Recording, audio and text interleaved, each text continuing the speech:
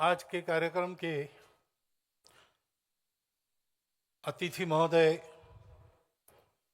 प्रसिद्ध कबीर गायक पद्मश्री कलराम जी, माननीय प्रांत संघचालक जी,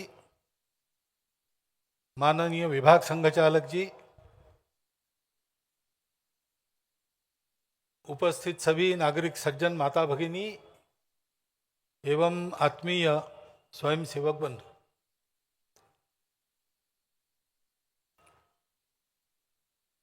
ये जो कार्यक्रम आपने देखा, हमारे अतिथि महोदय ने भी कहा कि सतत इतना वादन, हाथ में कोई स्वरलिपि नहीं है, सब स्मृति में रखकर इतनी सारी रचनाएं बजाना, और वो भी इसमें से कोई भी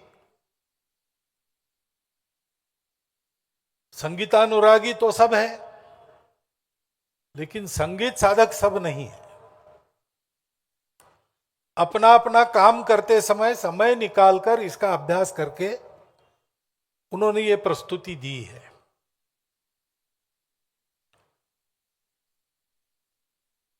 और इसके लिए स्वाभाविक सभी को ऐसा वृंदवादन देखने के बाद आश्चर्य लगता है।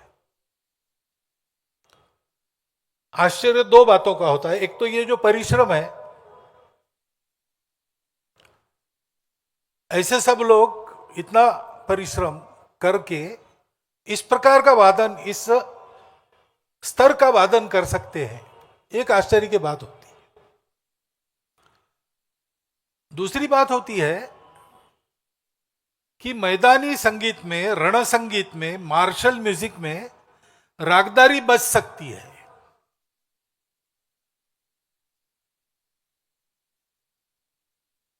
लेकिन ये दूसरी बात वैसे आश्चर्य की बात नहीं है। रण संगीत की परंपरा हमारी भी थी, लुप्त हो गई थी, वो फिर से प्रकट हो रही है। भगवत गीता में उल्लेख है, सघोषो धार्त राष्ट्राणाम हृदयानि व्यधारयत। जब पांडवों की ओर से सारे शंख बजाए गए तो कौरवों के हृदय विदीर्ण हो गए, और सशब्द तुर्मुलो भवत, ऐसा भी वर्णन है। यानी वाद्यों का वादन रणांगण के समय होता था। रणांगण के समय वैसा तो वादन होता ही है, लेकिन राग ताल में निबद्ध होता था कि नहीं होता था, यह संशोधन का विषय है। संघ जब शुरू हुआ तो शारीरिक कार्यक्रमों के लिए संगत अच्छी लगती है, उससे कार्यक्रम भी व्यवस्थित होता है, देखने में भी अच्छा दिखता है।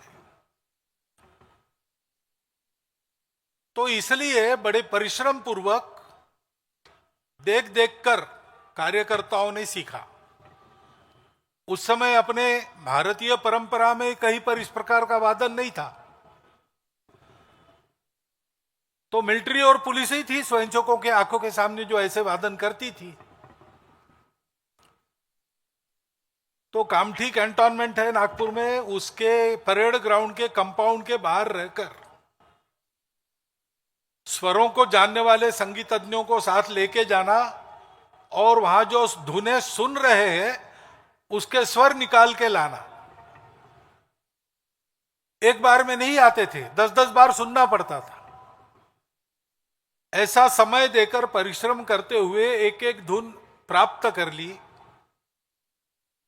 प्रशिक्षक भी इधर उधर से जहां से मिल सके, जिस प्रकार मिल सके, उनको लाया गया। संघ के पास धन नहीं था, स्वयंसेवकों के पास भी धन नहीं था,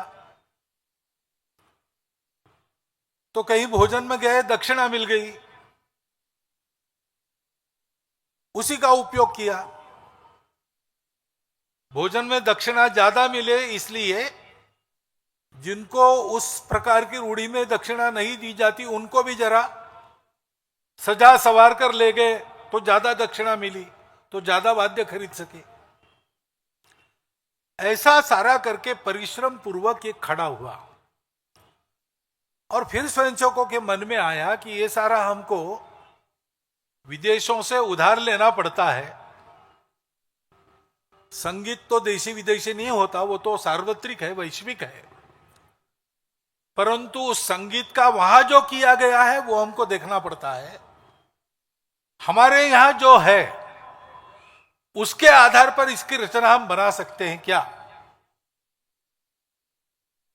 तो ध्वजारोपण ध्वज चढ़ रहा था तब आपने जो रचना सुनी रागेश्वरी राग में, वो रचना पहले बनी और बाद में संचलन के, व्यायाम योग के लिए अनुकूल ऐसी भारतीय संगीत के आधार पर रचना बनी, भारतीय तालों के आधार पर, और वादन शुरू हो गया और बढ़ते बढ़ते आज इस प्रकार हो गया है।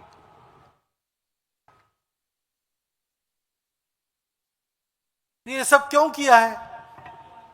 तो इसकी एक प्रेरणा तो है देशभक्ति। जो दुनिया में सबके पास है वो हमारे पास नहीं है, ऐसा नहीं होना चाहिए।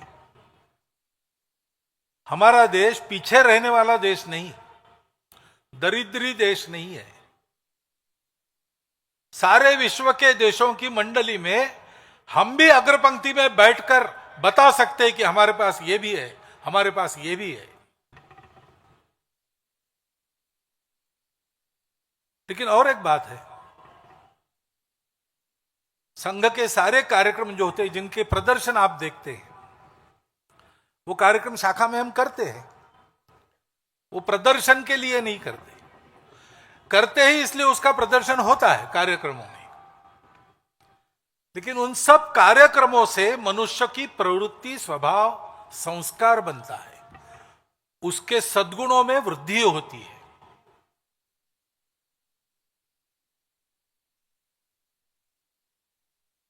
हम दंड सीखते हैं तो लाठी काठी का प्रदर्शन करने के लिए नहीं सीखते, या झगड़ा करने के लिए नहीं सीखते। सीख गए तो दोनों प्रसंग आ गए तो काम में आती है, प्रदर्शन में भी आती है, निदर्शन में भी आती है।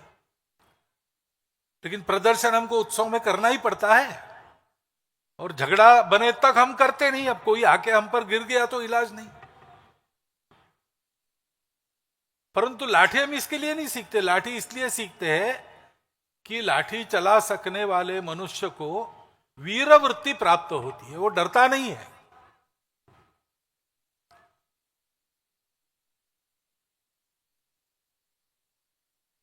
जो उपन्यास जिसमें वंदे मातरम है, आनंद मठ, उसने उस उपन्यास का नायक तो कुछ डाकुओं का हमला होता है, सशस्त्र भाला तलवार वगैरह लेके, और जिस परिवार पर हमला होता है उस परिवार में ये अतिथि का नाते एक रात के लिए ठहरा है, और फिर मुकाबला होता है। इसके हाथ में केवल लाठी रहती है, लेकिन शिक्षित है लाठी में, तो उस एक लाठी के आधार पर उस गुंडों की टोली को वो बाहर भगा देता है। उसके बाद वो एक वाक्य कहता है जो लिखा है उपन्यास में, बांग्ला में उपन्यास, ए लाठी तुम्हार दिन गे छे किंतु सुशिक्षित हाथे पड़िलो तुम्ही पारो ना एरम कोई काज नहीं, एरम क्यों काज नहीं। हे लाठी तुम्हारे दिन लद गए, परंतु सुशिक्षित हाथ में पड़ने के बाद तुम कर नहीं पाती ऐसा कोई काम नहीं। वो जो शिक्षण है संकटों में अड़िग रहने का, जिस व्रत को हमने ठान लिया है उस व्रत के पथ पर अविचल चलने का, उस व्रत के लिए आवश्यक धैर्य और सातत्य देने वाले कार्यक्रम है। ऐसे ये जो संगीत का कार्यक्रम है, घोष रण संगीत का कार्यक्रम, ये आया तो संगति के लिए, परंतु करते करते उसकी उपयोगिता भी ध्यान में आई। हम जानते हैं अपना भारतीय संगीत आनंद प्रकट करता है। विश्व भर में सब देशों में संगीत है जो आनंद प्रकट करता है, इसीलिए लोग गाते हैं। परंतु आनंद प्राप्त करने की पद्धति में अंतर है। बाकी जगह बाकी दुनिया में जो संगीत होता है वो चित्त वृत्तियों को उत्तेजित करके उल्लसित करता है। भारतीय संगीत जो है वो चित्त वृत्तियों को शांत बनाकर मनुष्य आनंद पैदा करता है। चित्त में सारी वृत्तियां शांत हो गई तो एक ही बचती है जो दुनिया का सत्य है। सच्चिदानंद में आनंद वो प्राप्त होता है। अनुभव तो आनंद का ही होता है। सत्य तो अवर्णनीय है, चित्त का ऊर्जा के रूप में अनुभव होता है, लेकिन सबको जो दिखता है वो आनंद ही दिखता है। एक साक्षात्कारी महात्मा थे, उनको मिलने के लिए हमारे तत्कालीन सरकारें वहां गए थे, शेषाद्री जी। उन्होंने उनको पूछा, महाराज आपको साक्षात्कार हो गया, तो साक्षात्कार होने के बाद की स्थिति में क्या लगता है आपको? तो उन्हें एक अंग्रेजी वाक्य कहा, no complaints about the world. दुनिया के लिए कोई शिकायत नहीं है अब मेरी। अब जिसकी शिकायत समाप्त हो जाती है उसमें के जीवन में तो आनंद ही आनंद है।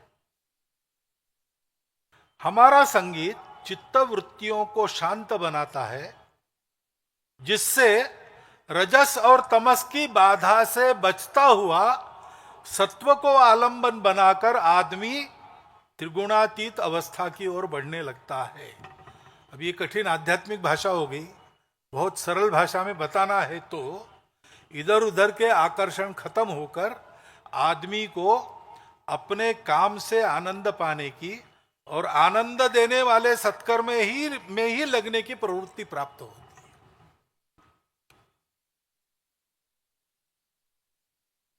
बजाते हैं सब अपना अपना वादन करने वाले, इसमें निष्णात वादक भी होंगे, कुछ हो सकता है उनके कार्यक्रम भी होते होंगे, दो चार तो निकल ही जाएंगे इसमें, परंतु यहां वो मनमाना वादन नहीं करते।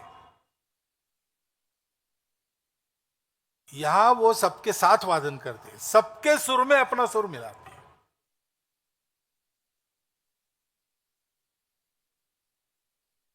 हर एक रचना के लिए एक ताल है, उस ताल में अपने आप को रखते हैं।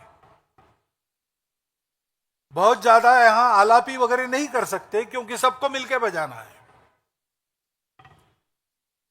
तो सब में एक होने के लिए व्यक्ति अपने आप को संयमित करता है और सबके साथ चल सकता है, चलता है। सामने एक प्रमुख है, उसके हाथ में दंड है, अच्छी रचना बजी तो मन करता है फिर से एक बार, सुनने वालों का भी करता है, बजाने वालों का भी करता है, परंतु यहां पर वो दंड ऊपर से नीचे आया कि आवाज बंद। सब कुछ एक अनुशासन में है, सब कुछ एक संहति में बद्ध है, क्योंकि भारतीय संगीत का आधार ही है सुर और ताल का मेलन होता है, और स्वर उनको कहते हैं जो रंजक नाद है। ध्वनि अनेक प्रकार की है, उसमें जो कर्णमधुर होती है उसको नाद कहते हैं, और उसमें भी कर्ण से अंदर लेकर मुख से बाहर कर सकते हैं, और बाहर सुनाई देने पर भी आनंद ही होता है। ऐसे रंजक ध्वनि को, रंजक नादों को स्वर कहते हैं। तो जो सबके लिए अनुकूल हो वो ग्रहण करना, सबके साथ सबके बंधन में उसका उपयोग करना, और सबके अपने अपने कृति से सबके लिए एक ही सुख का अनुभव देना। कोई पणव बजा रहा है, कोई आनक बजा रहा है, अपना अपना वाद्य सब बजा रहे हैं, परंतु सबके स्वर मेलन से हम सबको एक रंजन मिलता है। और इतनी बात नहीं है, चित्तवृत्ति शांत करने वाला संगीत उत्कृष्ट स्वर मेलन में जब चलता है तब फिर कहते हैं कि संगीत ये नाद ब्रह्म है। मनुष्य जीवन की चरम उपलब्धि जो है उसका अनुभव लेने का एक सोपान संगीत भी है। संस्कार भारती के एक कार्यक्रम में गया था, वहां अपने प्रसिद्ध ध्रुपद गायक श्रीमान मोइनुद्दीन डागर साहब आए थे और वो ध्रुपद गायकी के बारे में बता रहे थे। वहां सब गायक वगैरह आए थे, उनको कह रहे थे कि बहुत अभ्यास करना पड़ता है ध्रुपद में, एक एक स्वर जैसा होना चाहिए वैसा ही लगना चाहिए, क्योंकि ये केवल मनोरंजन नहीं है, ये साधना है। षड्ज से शुरू करते हैं और जब ऋषभ पर जाते हैं तो मनुष्य अपने चित्तवृत्तियों के आगे बढ़ना एक कदम, ऐसा आगे बढ़ते बढ़ते पीछे छोड़ देगा कब? जब निषाद लगेगा तो उस अवस्था में पहुंच गया कि और एक कदम आगे जाएगा तो वहां पहुंच जाएगा। एक एक स्वर उस एक एक स्तर की साधना है, ऐसा वो कहते थे। वो प्रसिद्ध ध्रुपद गायक साधक है, उनकी अनुभूति है। ये अपने संगीत का प्रभाव है, वो समन्वय सिखाता है, मिलकर चलना सिखाता है। अपने कला कौशल का उपयोग उत्साह उत्पन्न करने के लिए, वीरवृत्ति उत्पन्न करने के लिए, सबके प्रति सद्भावना उत्पन्न करने के लिए ये करना सिखाता है। उसका यह संस्कार है। उस वादन के साथ अपनी कृति का तालमेल बनाना पड़ता है। अभी तो स्थिर वादन बहुत हुआ, ज्यादा हलचल नहीं हुई, जगह की कमी होगी संख्या के अनुपात में, लेकिन आगे पीछे चलते चलते अनेक रचनाएं बनाते बनाते ये सब वादन होता है, तो अपने चलने का समन्वय संगीत से करना पड़ता है और संगीत को चलने के साथ साथ चलना पड़ता है। जीवन जीने में ऐसी कई बातों का समन्वय करके मनुष्य को चलना पड़ता है। जो अच्छा मनुष्य है वो कुशल जीवन विद्या जानने वाला होने के कारण ये सब कर लेता है। उस कुशल जीवन विद्या की शिक्षा देने वाला संस्कार इन कार्यक्रमों से मिलता है। और महत्व की बात है कि ये सब अनुशासन ये लोग पालन करते हैं। इसका कारण क्या है? आज मैं सुबह इनके साथ बैठा था, मैंने इनको पूछा कि आप वादन क्यों करते हैं, बताओ। तो बजा रहे तो वादन में रुचि तो सबको है और अपनी वादन में रुचि है, इसलिए भी कुछ लोगों को घोष वादन का काम दिया है। परंतु बहुत सारे लोग ऐसे थे जो कहते थे कि हमको संघ ने बताया बजाओ, इसलिए हम बजा रहे। कुछ लोगों ने बताया कि संघ के काम में और हमारे यहाँ ये घोष दल नहीं है, ये कमी हमको खलती थी, इसलिए हमने सीखा और हमने अपना घोष दल खड़ा किया। अपने लिए नहीं वादन कर रहे, संघ का काम अच्छा हो इसलिए कर रहे।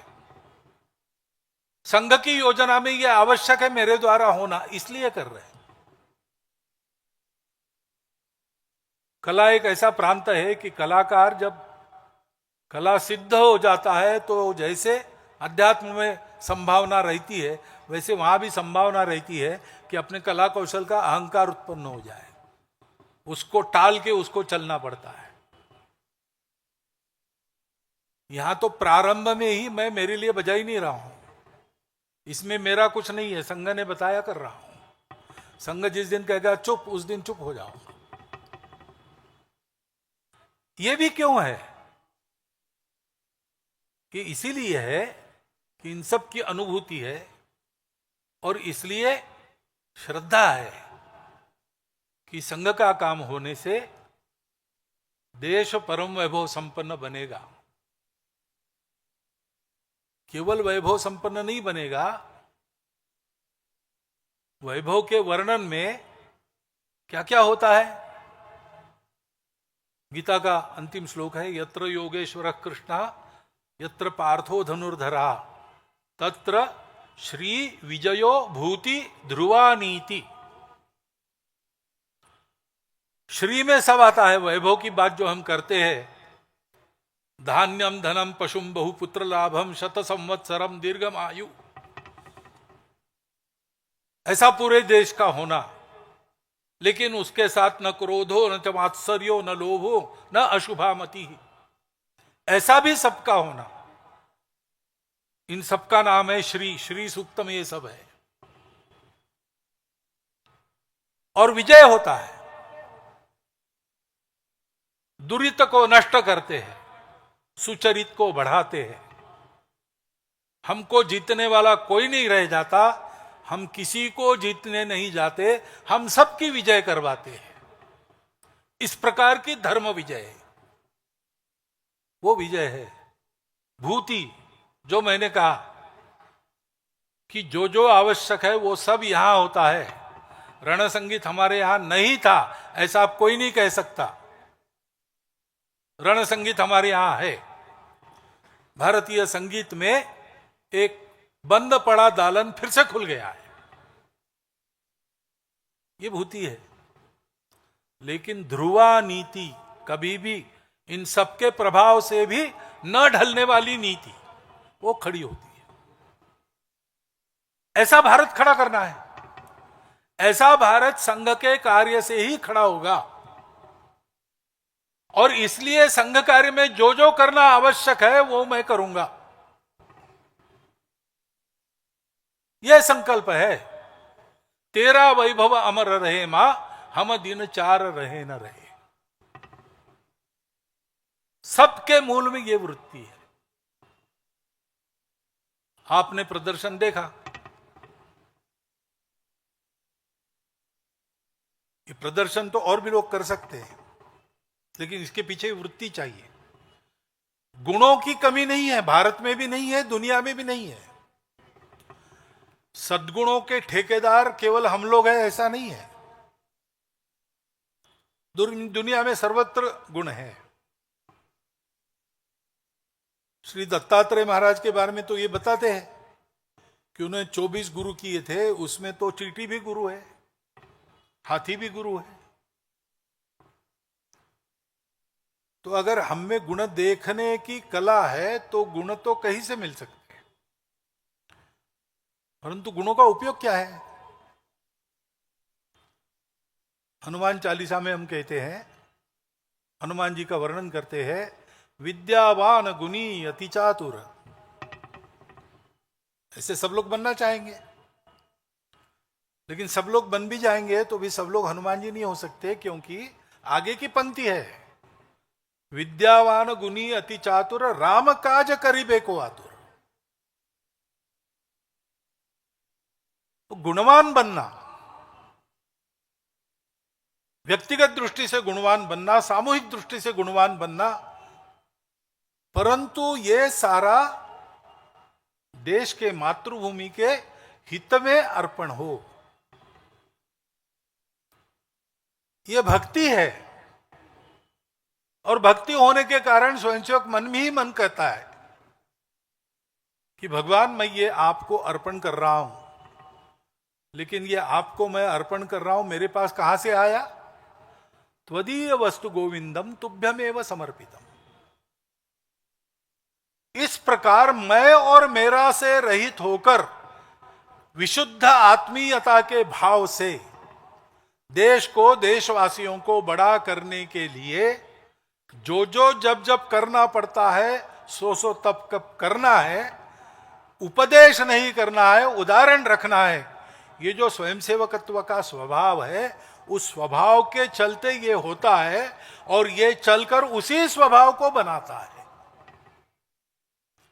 ऐसा ये चक्र में नहीं, नियमित क्रम कार्यक्रमों का संघ में चलता है, परपेचुअल ऐसा चलता है। घोषवादन भी उसी के लिए चलता है। आपने इसके संगीत का आनंद लिया होगा, लेकिन थोड़ा इस और भी दृष्टि कीजिए। ललहाता पेड़ आप देख रहे हैं, उसके फल पुष्प देखकर आनंद हो रहा है, पुष्पों की सुगंधा आप ले रहे हैं, उसके पर्णश्री की सारी साज सज्जा आपके मन को भी हरा भरा कर रही हो, परंतु थोड़ा ये सोचिए कि ऐसा ये वृक्ष खड़ा है, अब 100 साल होते जा रहे, इसकी जड़ें कहां कहां और कितनी गहरी है। वास्तव में तो ये करने का, ये सुनने का, ये देखने का फल तब है जब ये सब जो सामने है वो हमारे अंदर भी समा जाए। और इसलिए मेरा आपको आह्वान है, हमारे स्वयंसेवकी जो प्रयास कर रहे उसमें आपका अनुमोदन रहता है, आपकी सदाशय भरी शुभेच्छाओं के कारण हमारा उत्साह भी बढ़ता है। परंतु वास्तव में ये जो देखना है वो उस देखने को अपने अंदर लाने के लिए है। केवल संघ के स्वयंसेवक ऐसे बने ऐसा नहीं है, हम सबको ऐसा बनना पड़ेगा। हमारे पूरे समाज में ये सद्गुण संपन्ना आनी पड़ेगी और इसलिए उसका प्रदर्शन हम करते हैं। नहीं तो यही प्रदर्शन ये लोग मेरे सामने कर सकते थे। भारतवर्ष में संघ की इस विधात के 25, 30, 40 वरिष्ठ जानकार लोग हैं, उनके सामने कर सकते थे और इन्होंने किया, कैसे किया, क्या कमी रही, क्या अच्छा हुआ, ये सब हम उनको बता सकते थे। लेकिन आपके सामने इसको करने का कारण क्या है? लगे हाथ आपको कुछ अच्छा दिखाने सुनाने का अवसर मिलता है, ये तो है ही, लेकिन मुख्य बात वो नहीं है। मुख्य बात यह है कि ये ऐसा करने से ऐसा होता है, ये आपके समझ में आए और आप लोग भी राष्ट्र के नवनिर्माण के इस महाअभियान में इसके कार्यकर्ता बनकर लगे। इसलिए आपके सामने ये प्रदर्शन हुआ है। जिस प्रकार की मेहनत इन लोगों को करनी पड़ी है वो बहुत प्रचंड मेहनत है और समय भी कम मिला है। 8 महीने कोई समय नहीं होता है संगीत की साधना में, परंतु फिर भी एक सुंदर प्रदर्शन आपके सामने उन्होंने किया, तो आनंद तो उनको होगा कि हमारा प्रदर्शन अच्छा हुआ, लोगों ने अच्छा कहा।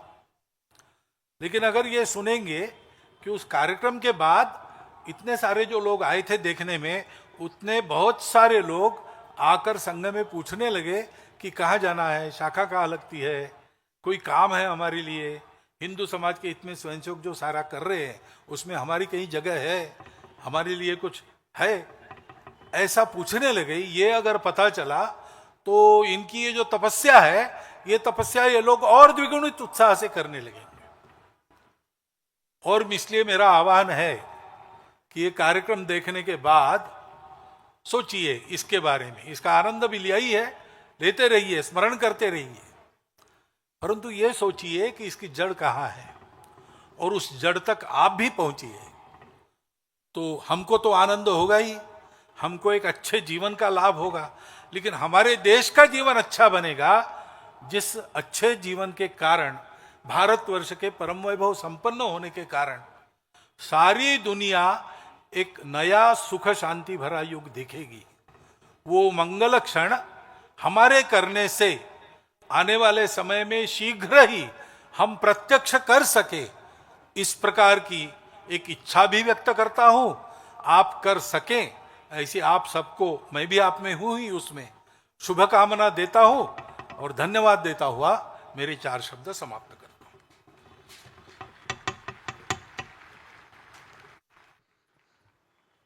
सावधान, उत्तिष्ठ, रमा। सभी आगंतुक बंधु भगिनियों से निवेदन है, कृपया ध्वजावतरण के समय अपने स्थान पर खड़े हुए।